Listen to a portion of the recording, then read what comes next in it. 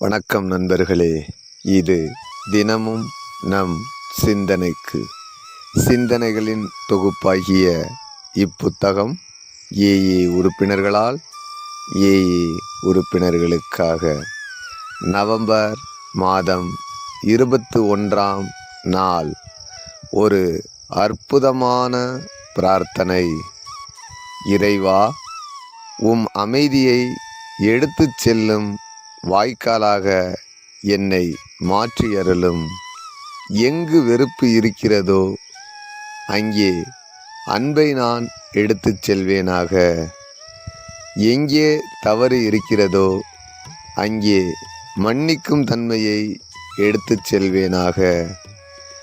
எங்கே பிளவு இருக்கிறதோ அங்கே ஒற்றுமையை எடுத்துச் செல்வேனாக.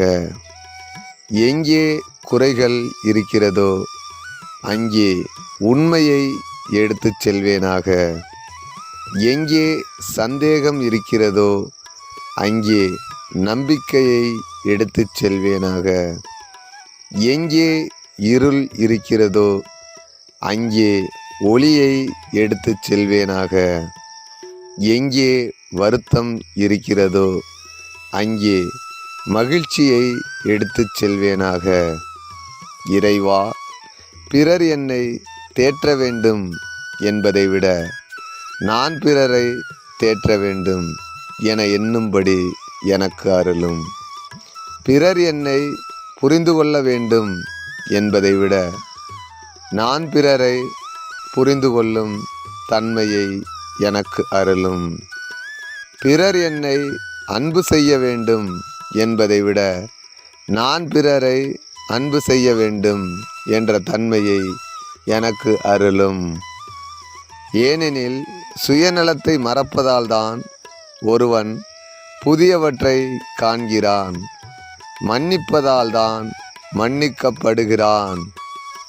இறப்பதால்தான் ஒருவன் நிலையான வாழ்வுக்கு உயிர்த்து எழுகிறான். 12 வழிமுறைகள், 12 கோட்பாடுகள். நான் என் ஆன்மீக நிலையில் எங்கிருந்தாலும் மேற்சொன்ன பிரார்த்தனை என்னை இறைவனிடம் நான் கொண்டுள்ள தொடர்பை வளர்த்து கொள்ள உதவுகிறது. விசுவாசத்தின் மிகப்பெரிய அனுகூலம் என்னவெனில், நாம் இறைவனை புரிந்து கொள்ள தேவையே இல்லை. என் இறைவனுடனான உறவுமுறை சரியாய் இருக்கும் பட்சத்தில் நான் பயனுள்ள வாழ்க்கை வாழ்ந்து வருவேன். 11வது வழிமுறையை என் திறமைக்கேற்ப சரியாக செய்யும்போது எனக்கு அப்பாற்பட்ட சக்தியுடனான தொடர்பை வளர்த்து கொண்டே இருப்பேன் என்பது உறுதி. எனக்காக அவர் சித்தம் என்னவென அறிந்து கொண்டே இருப்பேன். அதை நிறைவேற்றும் சக்தியை பெற்றுக்கொண்டே இருப்பேன். நன்றி, வணக்கம் நண்பர்களே.